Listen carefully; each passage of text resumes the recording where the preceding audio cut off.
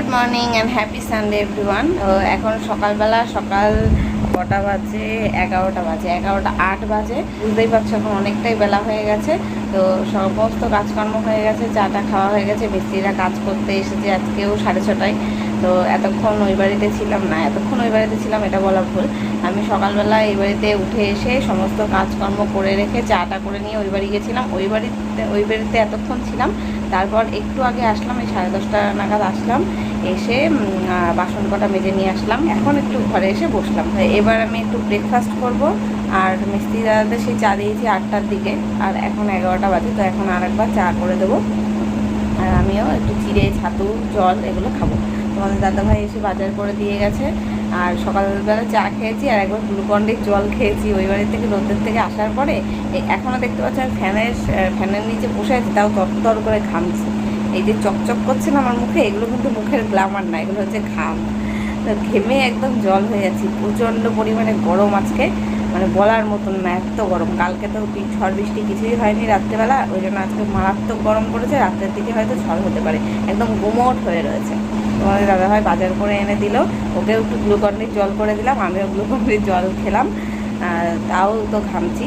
তো এখন আমি ওই চিড়ে ভেজাবো, চিড়ে দিয়ে ছাতু দিয়ে খাবো। আম বের করেছি একটা ফ্রিজ থেকে, আমটাও কাটবো, ওই ছাতুর সাথে একসাথেই খাবো।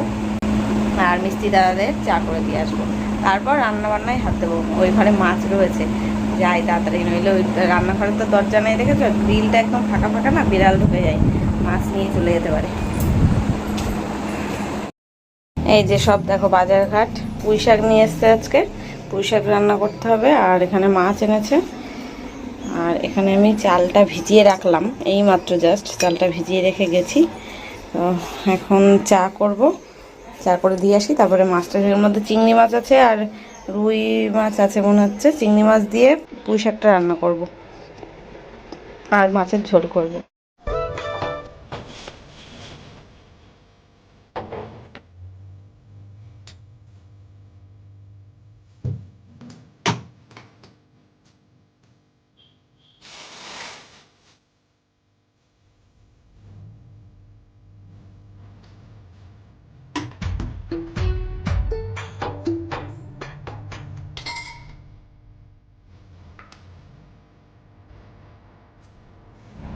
তো এখন ওই বাড়ি থেকে চা দিয়ে চলে এসেছি। আর আমি এই যে ব্রেকফাস্ট নিয়ে বসলাম। ওইখানটায় না চেয়ার টেবিলে বসলে একদমই খাওয়া যায় না, ফ্যানটা একদম এখানে, তো এই যে ফ্যান, তো ওই জায়গায় গেলে একদম খাওয়া একদম যায় না। ওই জন্য রোদ্দুর থেকে এসে মনে হচ্ছে একটু ফ্যানের হাওয়ায় বসে আর কি খেতে পারলে ভালো লাগবে। তো ওই জন্য হাটেই বসে নিয়েছি।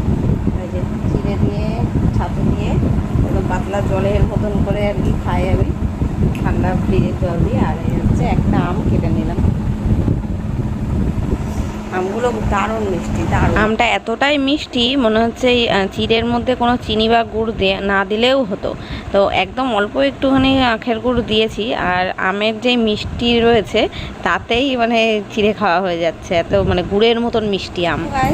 খেয়ে দে আমি এখানে সবজি কাটতে আসলাম ঘরে, নইলে না ওই রান্নাঘরে একটুখানি জায়গা, তারপরে এত গরম, ওখানে বসে সবজি কাটা যায় না, গরমে একদম ঘেমে নিয়ে যাবো, অনেকটা সময় লাগবে, শাকটা কাটতে সময় লাগে, তো ওই জন্য এখানেই নিয়ে নিলাম, সব নিয়ে চলে এসেছি। এখানে কেটে কুটে রেখে তারপরে কলে যাব মাছ ধুতে।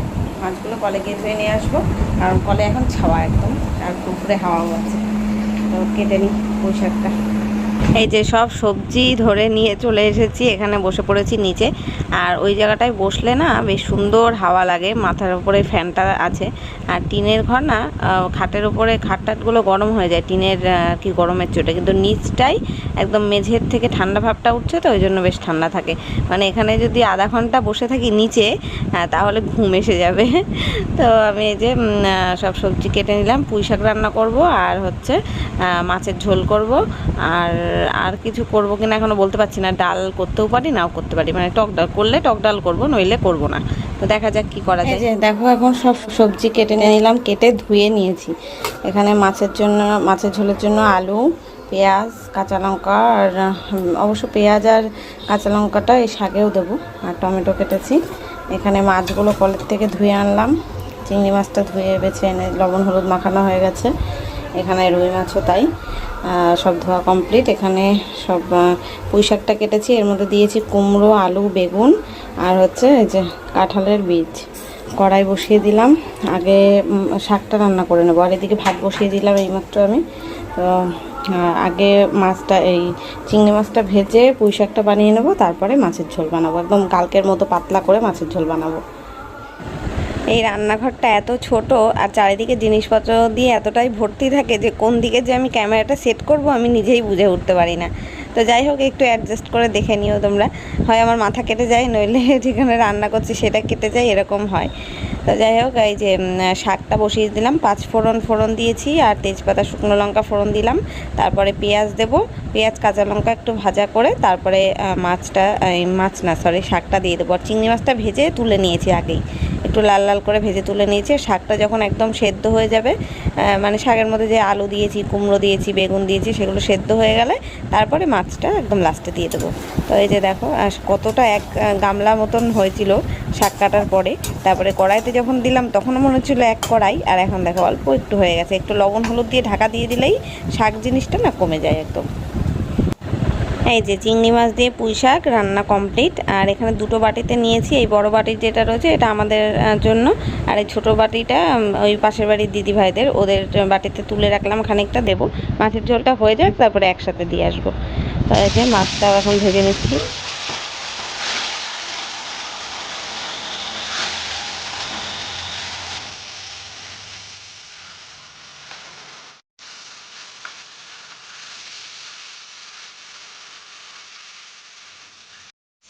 রান্না করছি ওখানে, রান্না করতে করতে এখানে আমি বসে আছি, কারণ এই রান্নাঘরটা না এত ছোট, আর এই দেয়ালটার জন্য হাওয়াটা ঢুকতে পারে না। এই দরজার সামনেটায় বসে থাকলে তাহলে একটু হাওয়া লাগছে, এখানে বারান্দার থেকে এই দিক থেকে একটু হাওয়া আসছে। প্রচণ্ড পরিমাণে গরম লাগছে, মাথা ঘোরাচ্ছে, গরম হচ্ছে। যেমন দুবার গ্লুকন ডি জল খাওয়া হয়ে গেল, তাও মাথা ঘোরাচ্ছে।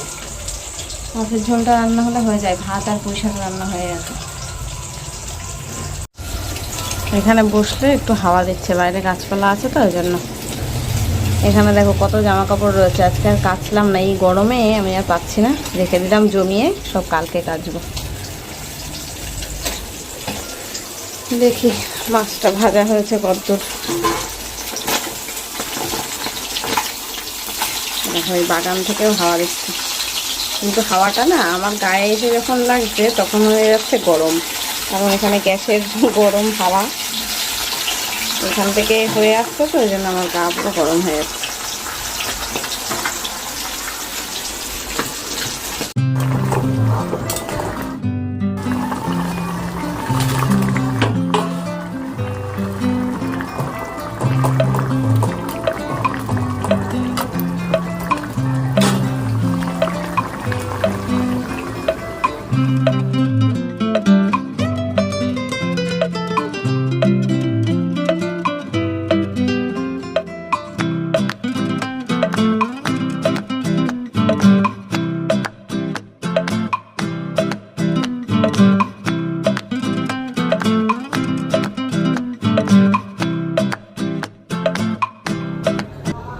তো এই যে এই তরকারিটা এই দিদিভাইকে দেব, তারপর গ্যাসটা মুছবো।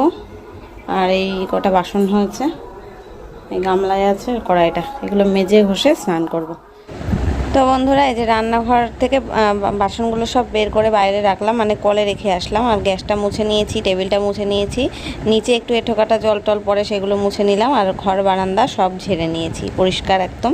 এখন বাসনটা মেজে স্নান করব। এখন রান্নাবান্না করে গ্যাস ট্যাস মুছে রান্নাঘর পরিষ্কার করলাম, এই ঘরটা ঝাড়লাম, বারান্দা ঝাড়লাম, রান্নাঘর ঝাড়লাম, সব ঝেড়ে ঝুড়ে রেখেছি।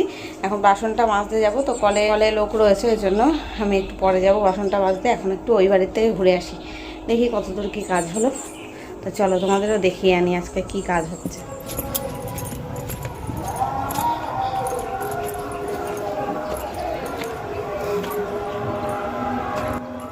এই যে দেখো বন্ধুরা, কালকে যে ইটের সোলিংগুলো করা হয়েছিল তার উপরে আজকে পুরোটাই রড আর কি ফিট করা হয়েছে, রড লাগানো হয়েছে। আর এটাকে কালকে ঢালাই দেওয়া হবে, না কালকে কাঠ বাঁধা হবে, তারপরে পরশু দিনকে ঢালাই দেওয়া হবে। তো অনেকটা জায়গা তো সময় তো লাগবেই। তো এখন মিস্ত্রিদের কাজ হয়ে গেছে, পুরো কমপ্লিট হয়ে গেছে, রড বাঁধা যেইটুকুনি। আর ওই পেছনে দুখানা কলম এখনও বাকি রয়েছে, বাথরুম পায়খানার মধ্যে একটা মানে দুটো কলম পড়বে, ওটা এখনও কুয়োটা খোঁড়া হয়নি, তো ওটা খুঁড়ে তারপরে ওখানে কলম দুটো বসানো হবে। মানে এখন যেইটুকুনি জায়গা রয়েছে ওর মধ্যে 12টা কলম হবে। তো বন্ধুরা, আমি এই যে স্নান করে চলে আসলাম, আজকে শ্যাম্পু করলাম। কালকে তো তেল দিয়ে রেখেছিলাম, শ্যাম্পু আর করা হয়নি, দেরি হয়ে গেছে, ওই জন্য আজকে শ্যাম্পু করে আসলাম। তো ভাত খাবো, এখনও তোমাদের দাদাভাই আসেনি, ওর জন্য ওয়েট করছি। একা একা ভাত খেতে ইচ্ছা করছে না, ও আসলে খেয়ে দিয়ে আমরা ওই বাড়িতে যাবো। আর চুল আমি এখন ছাড়াইনি, সিরামটা ওই বাড়িতে রয়েছে, ওই বাড়িতে গিয়ে সিরাম অ্যাপ্লাই করে তারপরে চুল জ্বর ছাড়াবো। নইলে এমনি এই কটা চুল মাথায়, তারপরে সবই উঠে টাকলা হয়ে যাবো। আর বিকেলবেলা একটু বাজারে যাব, বিকেল না সন্ধ্যেবেলা একটু বাজারে যাব। অনেক দিন বেরোনো হয় না, আর আমার কিছু কিছু জিনিসপত্র ফুরিয়েও গেছে, আনা হচ্ছে না। আর ঘরবন্দি হয়ে রয়েছি প্রায় 1 সপ্তাহেরও বেশি, 10 দিন। মানে যতদিন থেকে বাড়ির কাজ স্টার্ট হয়েছে তবে থেকে তো ঘরেই বসে রয়েছি, আর ভালো লাগছে না। তো বিকেলবেলা একটুখানি যাব, বাইরের হাওয়া খেয়ে আসবো, আর একটু বাজারে কিছু কেনাকাটা আছে সেটাও করে আসবো। বলছি তো বেরোবো, এখন আকাশের যা অবস্থা জানি না, এমন গুমট গরম হয়ে রয়েছে, হয়তো সন্ধ্যেবেলার থেকেই ঝড় বৃষ্টি শুরু হয়ে যাবে। দেখি যদি কপালে থাকে তাহলে যেতে পারবো। চলো, পরে দেখা হচ্ছে আবার। তো গুড ইভিনিং এভরিওয়ান, এখন আমি রেডি হয়েছি এই যে, আর আমরা একটুখানি বাজারে যাচ্ছি। তোমাদের তো দুপুরবেলা বলেইছিলাম যে আজকে একটু বেরোবো, তো যাচ্ছি একটু বাজারে, কেনাকাটা আছে কিছু, আর একটু ঘুরবো টুরবো। আর চাটাও খাইনি আমি বাড়িতে, একেবারে দুপুরবেলা এই বাড়িতে শুয়েছিলাম, এই বাড়ির থেকেই রেডি হয়ে নিলাম। ওই বাড়িতে একবার গেছিলাম, গিয়ে বাইরে জামা কাপড়গুলো তুলে ঘরে মেলে দিয়ে এসেছি, আর বারান্দার লাইটটা জ্বালিয়ে দিয়ে আসলাম।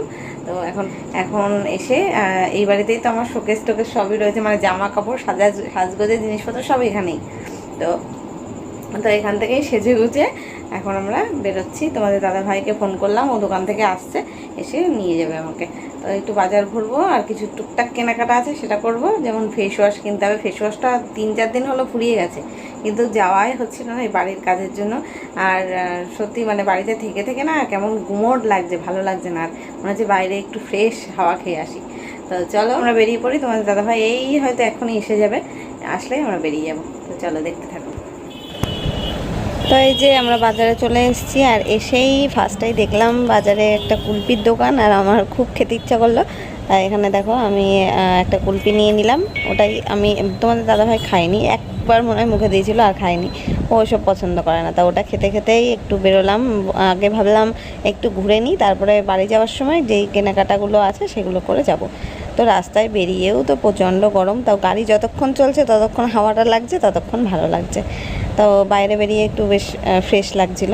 তো এখন আমরা যাচ্ছি চাকদা রোডে, এখানে একটু চা খেতে যাচ্ছি। তো আমাদের বনগাঁ টু চাকদা যে রোডটা আছে সেই রোডে, এখানে রাস্তার পাশে অনেক ছোট ছোট টি স্টল আছে, অনেকেই এখানে হাওয়া খেতে সময় কাটাতে আসে। তো ওইদিকেই যাচ্ছি আমরা, কারণ বনগাঁ বাজারের মধ্যে এত ভিড় ভাড়াক্কা না, ভালো লাগছিল না, তাই একটু ফাঁকায় ফাঁকায় আসলাম। তারপরে ওখান থেকে ঘুরে এখানে এসেছি একটা দোকানে নাইটি নিতে, এটা যশোদালয়ে আর কি। তো নাইটি কিনবো, আমার দুটো নাইটি কেনার দরকার, গরমে না নাইটির প্রয়োজনটা সব থেকে বেশি হয়। তো এটা কেনাকাটি হয়ে গেলে বাড়ি চলে যাব। ফেস ওয়াশও কিনে নিয়েছি। তো বন্ধুরা, আমরা এখন বাড়িতে চলে এসেছি, আর বাজারে বেশিক্ষণ ছিলাম না, বেশিক্ষণ বলতে 1-1.5 ঘন্টা ছিলাম। আর দেখো ঘেমেছি এত, মুখে তেল বেরোচ্ছে, তেলের মতন বেরোচ্ছে আমার মুখ দিয়ে। তো বাজারে গিয়ে ওই যে তোমাদের তো বললামই, নাইটি কিনেছি দুটো, তো সেটাই দেখাবো। আর একটা ফেস ওয়াশ কিনেছি, এই যে আমি এই জবিসের ফেস ওয়াশটা ইউজ করি, তো একেবারে বড় সাইজেরটাই কিনে নিলাম। এটা বোধহয় 300 ml, হ্যাঁ 300 ml এর, যাতে 2 মাস মতন যেতে হবে না। অবশ্য তোমাদের দাদাভাইও এখন এইটাই ইউজ করবে, কারণ ওর যেই ফেস ওয়াশটা ইউজ করে সেটা পেলাম না রবিবার, তো ওই জন্য যেই দোকান থেকে আমরা কিনি সব জিনিসপত্র কসমেটিক্স, সেই দোকানটা বন্ধ ছিল, অন্য দোকান থেকে কিনেছি। এবার সেই দোকানে তোমাদের দাদাভাইয়ের যেই ফেস ওয়াশ ইউজ করে সেটা পাইনি, তাই জন্য এটাই নিয়েছি বড় সাইজ, এটাই ইউজ করবে এখন। আর নিয়েছি এই যে এই দুটো নাইটি, একটা লাল একটা সবুজ। আমি ব্যাক ক্যামেরায় করে দেখিয়ে দিচ্ছি, কারণ আমার ফোনের যেই ট্রাইপডটা ওটা তো এই বাড়িতে নেই, ওই বাড়িতে রয়েছে। আর আজকে এত পরিমাণে গরম, আমি ওই বাড়ি যেতে ইচ্ছা করছে না। আর তারপরে একা একা থাকতে হয় না, ওই বাড়িটা একেবারে চারিদিকে জঙ্গল, তার মধ্যে বাড়িতে একটু ভয় ভয় লাগে আমার। আর এইখানে তো রাস্তার পাশে, একদম দরজা খুললে রাস্তা। আর এখানে থেকে থেকে আমার কমফোর্টেবল হয়ে গেছি, ওই জন্য এখানে কোনো ভয়ও করে না, কিছুই না। আর আমার পুরনো ঘর, মানে এটা আমার মানে অনেক কাছের, ওই জন্য এই ঘর দেখো সব ঘর ভেঙে দিয়েছি, এই ঘরটা এখনো পর্যন্ত ভাঙেনি, পুরো কমপ্লিট করবো তারপরে এটা ভাঙবো। তো ওই জন্য এখানে থাকতে আমার বেশি ভালো লাগে। তো চলো আমি ব্যাক ক্যামেরায় দেখিয়ে দিচ্ছি নাইটি দুটো। হ্যাঁ, তো এই যে দেখো, আর ফার্স্ট টাইম আমি এই সবুজ কালারের নাইটি কিনলাম। কোনোদিনও সবুজ রঙের পরিনি, আমার তো জ্ঞান তো মনে পড়ছে না কোনোদিন সবুজ রঙ পরেছি কিনা। এটা বাটি প্রিন্টেড, আর এটা এমনি সুতির ছাপা। তবে এটা এই লালটার থেকে এই কোয়ালিটিটা অনেক ভালো। বাটিকের কাপড় তো ভালোই হয়, তোমরা তো জানোই। তো খুব সুন্দর, কিন্তু ডিজাইন দুটো একই, অ্যালান কাটিং।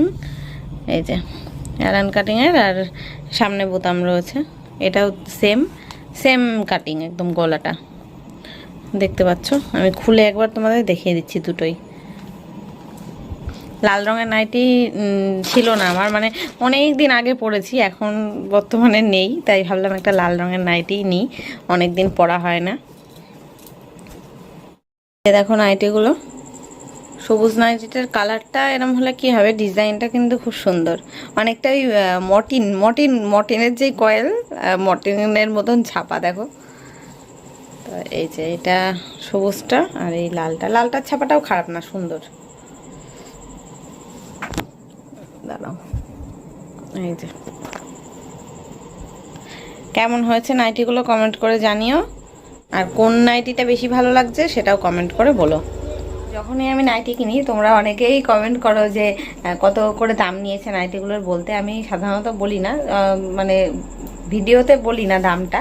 আর কমেন্ট যদি কেউ করো তাহলে আমি বলে দিই, মানে লিখে দিই আর কি। তো আজকে আমি বলে দিচ্ছি, কারণ এই কমেন্টটা আবার আসবে আমি জানি।